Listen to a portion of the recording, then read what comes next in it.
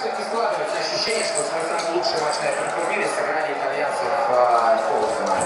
Тогда был уже, но и психологически было попроще, потому что никакого давления на команду не было.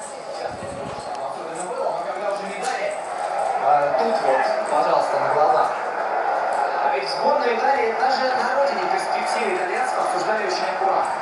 Опасный момент! Ди Натали! Нужно было, конечно, забивать. Если бы сейчас забил Ди Натали. Это тот самый человек, который поразил ворота испанцев в группе. Блестящий был эпизод.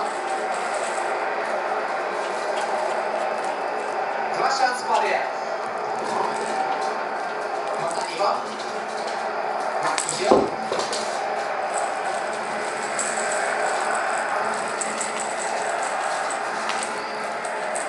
Манучин. На Дероси. И опять видная передача в расчете именно на Антонио Ди Натали.